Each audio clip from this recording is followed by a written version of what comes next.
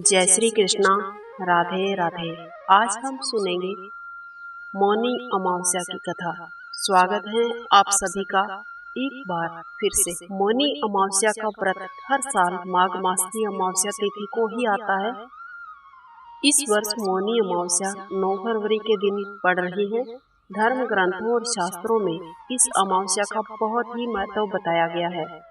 मौनी अमावस्या के दिन मौन रहकर व्रत करना बेहद उत्तम माना गया है। इस दिन महोदय नामक योग भी बन रहा है। यह और भी लाभप्रद और कल्याणकारी माना जाता है। इस व्रत को करने से पितर संतुष्ट और प्रसन्न होते हैं। घर में सुख समृद्धि और वंश वृद्धि होती है। मौनी अमावस्या के दिन मौन रहकर साधना और व्रत किया जाता है। हम हर दिन जाने अनजाने में कितनी ही बात बोल देते हैं, जिससे लोगों का मन आहत होता है। अपनी कही हुई बातों को लेकर हम फिर अफसोस भी करते हैं। इसलिए साधना के लिए मौन परम आवश्यक माना गया है। गृहस्थ जीवन इस प्रकार से होता है कि कोई भी मौन व्रत नहीं रख सकते हैं। इसलिए एक दिन निर्धारित किया गया है जिसमें गृहस्थों को आत्म शुद्धि के लिए मौन व्रत का संकल्प अवश्य ही लेना चाहिए। मौनी अमावस्या पर संभव हो तो पूरे दिन मौन धारण करके मानसिक रूप से भगवान महादेव जी और विष्णु जी का ध्यान करें, अथवा स्नान करने से पहले मौन धारण करें। स्नान के बाद कुछ भी बोले, दिन भर कोई भी ऐसी बात ना कहे जिससे किसी का मन आहत हो। अब हम सुनेंगे व्रत कथा। प्राचीन काल में एक ब्राह्मण परिवार कांचीपुरी नगरी में रहा करता था। पति पत्नी दोनों ही धर्मात्मा थे। उनका गृहस्थ जीवन बहुत हंसी खुशी से बीत रहा था। ब्राह्मण का नाम था देव स्वामी और पत्नी का नाम था धनवंती। 7 पुत्र और 1 पुत्री थी। पुत्री का नाम था गुणवती।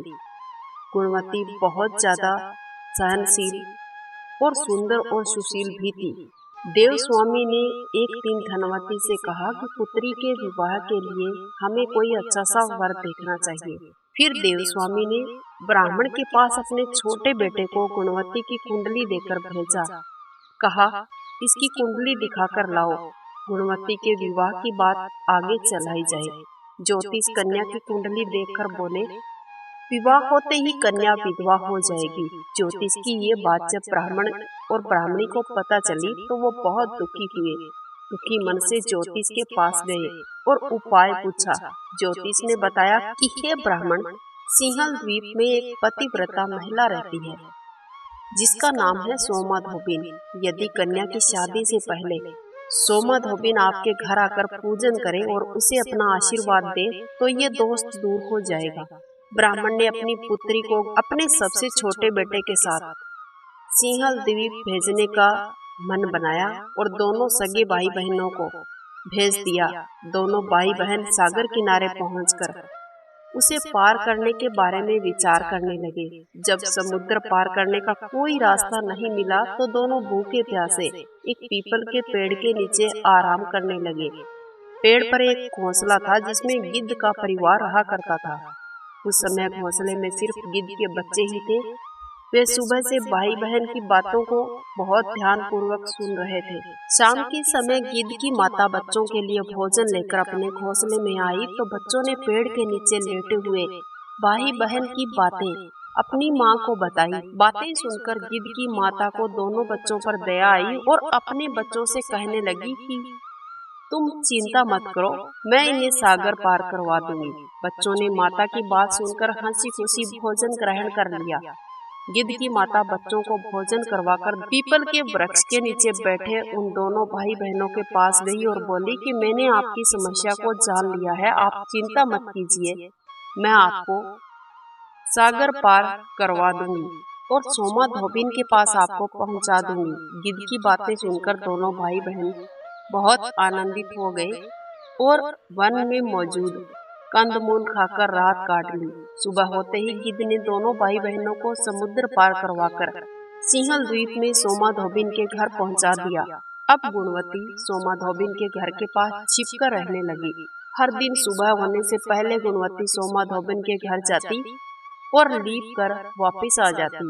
एक दिन सोमाधोबिन ने अपने बहुओं से पूछा कि हर दिन सुबह हमारा घर कौन लीपता है। बहुओं ने प्रशंसा और लोभ के कारण कहा कि हमारे अलावा माँ जी ये काम भला कौन कर सकता है। लेकिन सोमा धोबिन को अपनी बहुओं की बातों पर भरोसा नहीं हुआ। वो ये जानने के लिए पूरी रात जागती रही कि ऐसा कौन है जो हर दिन सूर्योदय से पहले आकर घर लीप जाता है। सोमा धोबिन ने देखा कि एक कन्या उनके आंगन में आई और आंगन लीपने लगी। तब सोमा गुणवती के पास आई और पूछने लगी, बेटी तुम कौन हो और हर सुबह मेरे आंगन को क्यों लीप कर चली जाती हो। गुणवती ने सारा वृत्तांत सोमा धोबिन से कह डाला। गुणवती की बातों को सुनकर सोमा धोबिन ने कहा, तुम्हारे सुहाग के लिए मैं तुम्हारे साथ चलूंगी। सोमा धोबिन अब ब्राह्मण के घर आकर पूजा के लिए मन बनाया, लेकिन विधि के विधान को भला कौन टाल सकता है। गुणवती का विवाह होते ही उसके पति की मृत्यु हो गई। सोमा ने अपने सभी पुण्य गुणवती को दान कर दिए। सोमा के पुण्य से गुणवती का पति तो जीवित हो गया, लेकिन पुण्यों की कमी से सोमा के पति और बेटों की मृत्यु हो गई। लेकिन सोमा ने अपने घर छोड़ने से पहले ही बहुओं से कह दिया था कि मेरे लौटने से पहले अगर मेरे पति या बेटों में से किसी को भी कुछ हो जाता है तो उनके शरीर को आप संभाल कर रखना। बहुओं ने सास की आज्ञा मानी और सभी के शरीर को संभाल कर रख रखा था। उधर सोमा धोबिन सिंहल द्वीप वापिस लौटते समय रास्ते में पीपल के वृक्ष की छाया में बैठी हुई थी। फिर विष्णु जी की पूजा करके 108 बार पीपल की परिक्रमा की। इसके पुण्य के प्रभाव से सोमा धोबिन के घर लौटते ही उसके पति और बेटे फिर से जीवित हो गए। इसलिए मौनी अमावस्या के व्रत को करने वाले हर एक पुरुष या महिला यदि कथा को सुनकर 108 बार पीपल के पेड़ की परिक्रमा करते हैं तो उन्हें भगवान विष्णु जी सहित महादेव जी की कृपा भी प्राप्त होती है। ये थी अमावस्या व्रत की कथा। अब हम इसका महत्व और महात्म्य भी जान लेते हैं। मौनी अमावस्या की सबसे बड़ी बात है कि ये माघ मास कृष्ण चतुर्दशी के अगले ही दिन आती है।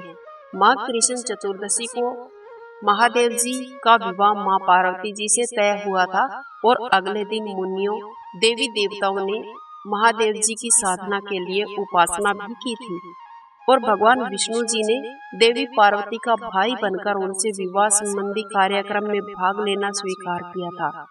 इन सबसे अलग मौनी अमावस्या की एक कथा भी प्रचलित है कि सागर मंथन के समय जब असुर अमृत कलश लेकर भाग रहे थे तब इसी दिन अमृत की बूंदें छलक कर प्रयाग सहित कई स्थानों पर जा गिरी थी।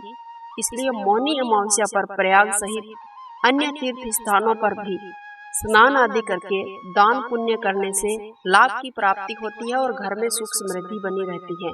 माघ मास में तिल, ऊनी वस्त्र और घी इत्यादि का दान देना बहुत ही पुण्य फलदायी माना गया है। मौनी अमावस्या पर इन वस्तुओं का दान आप जरूर करें। जरूरी नहीं है कि आप बहुत सारा दान करें, लेकिन अपनी श्रद्धा और क्षमता के अनुसार छोटे से छोटा दान भी आप कर सकते हैं। इससे महादेव जी की कृपा प्राप्त होती है और लक्ष्मी जी और नारायण जी की कृपा भी आपको मिलती है। व्यक्ति मृत्यु के पश्चात उत्तम लोक में स्थान पाता है। एक और मान्यता है कि मौनी अमावस्या के दिन मनुष्यों को पृथ्वी पर लाने वाले प्रथम मनुष्य मनु ऋषि का जन्म भी हुआ था। मनु ऋषि के नाम से इस व्रत का नाम मौनी अमावस्या पड़ा है। दोस्तों, आज का हमारा वीडियो यहीं तक। मुझे उम्मीद है कि आपको ये कहानी जरूर पसंद आई होगी। अगर अच्छी लगी है तो इसे लाइक कीजिएगा, शेयर कीजिएगा।